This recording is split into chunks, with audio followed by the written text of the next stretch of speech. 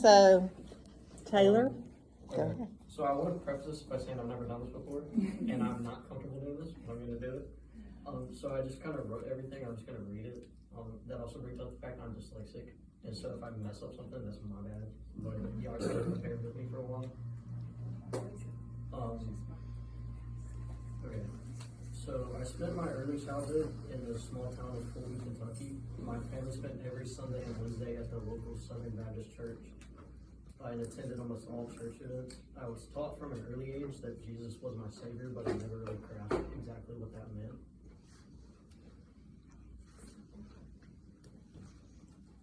At the age of 8, however, I had my first encounter with a girl. We were playing house and she quickly took the role of the husband. She told me that to be into a fight if I had to kiss her.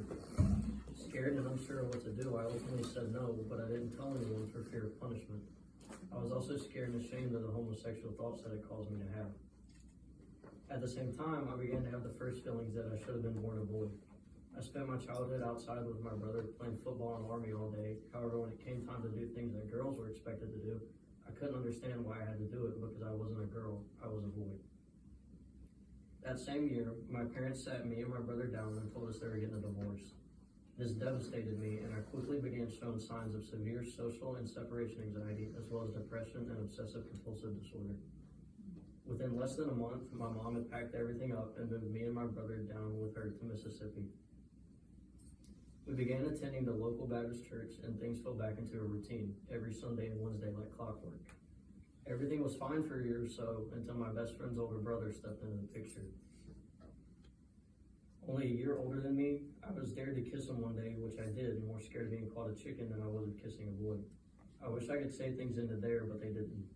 He talked me into coming back to his room where he had me perform sexual acts with him. When his parents found out, they promised not to tell my mom as long as it did not happen again. It happened again not long after. This time, no one found out, and I never told for fear of punishment. Once again, my feelings of being a boy began rising. I wanted my hair short desperately and wanted people to see me as a boy in other ways as well.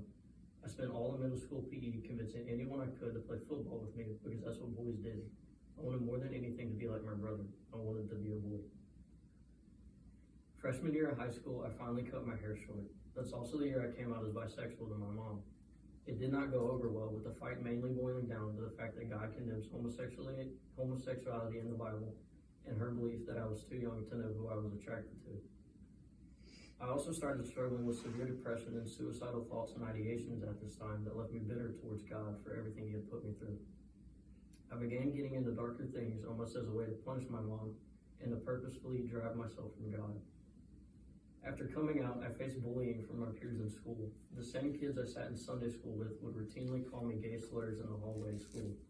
Because of this, I began resisting going to church. I would sit in the cafe at church until it was time for the service to start, just so I didn't have to go to Sunday school. When I got my first job in 2020, I had been researching the term transgender on and off for 2 years. At my job, I was surrounded by LGBTQ people like never before. Even the managers were queer in some way or another. After many long talks with coworkers and friends, I came out as transgender, which they all supported. Eventually, an opportunity to move in with my then boyfriend and a roommate popped up, and I jumped at the chance. I was desperate to get out from the Christian house I was raised in. During the year I moved out, I became addicted to smoking weed. I also became sexually active with my boyfriend.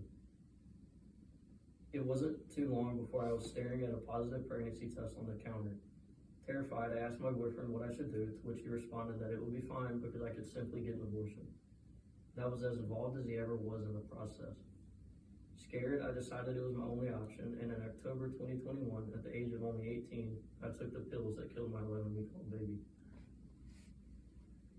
After moving back in with my mom and getting myself clean from weed, I began testosterone shots in December of 2022. I was ecstatic at the changes it caused, such as my voice dropping and the beginnings of facial hair coming in. However, I would only be on them for 5 to 6 months before stopping when the Lord entered my life. I originally avoided Belhaven as it was a Christian school, therefore I wanted nothing to do with it.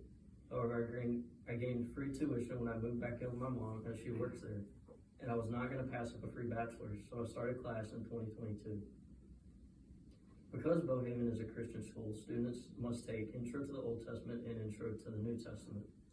During my Old Testament class, I spent the time listening to music or watching movies on my laptop because I didn't care. When it came time to take my New Testament class, however, I had to switch professors due to my schedule. I started my New Testament class with Dr. Steve Smith in the spring of 23. Not long after starting the class, I felt the need to talk to him for some reason. Ignoring it for a while, I eventually gave in and set up a time to talk to him.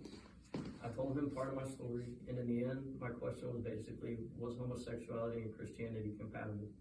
After saying no and taking the time to explain why, he gave me the book, Is God Anti-Gay by Sam Allberry. It changed the way I thought completely. Allberry put up the position that God hated homosexuality, yes, but he hated it just as he hated any other sin. God does not hate gay people, he hates their sins. I began regularly meeting with Dr. Smith and throwing question after question his way, which he took time to answer.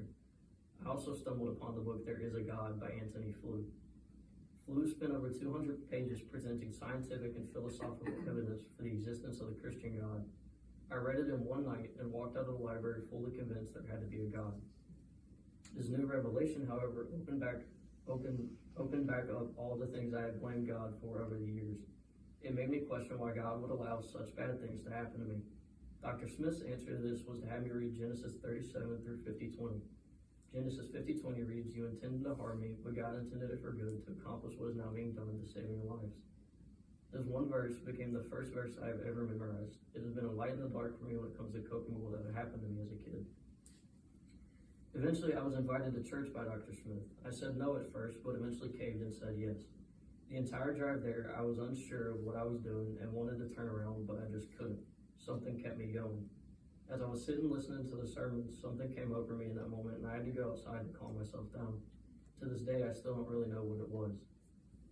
Dr. Smith suggested that I meet with the assistant pastor at the church I was now attending regularly, and again I said no at first, but eventually caved and said yes. Upon meeting, he helped me understand many things about myself as a person. He helped me to understand that just because I had some masculine traits and likes, it did not automatically make me a boy necessarily.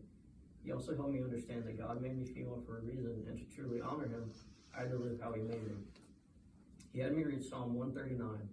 This psalm, which spends its time telling of how all people were designed by God with a purpose, became essential in my understanding of why I was made female, not male.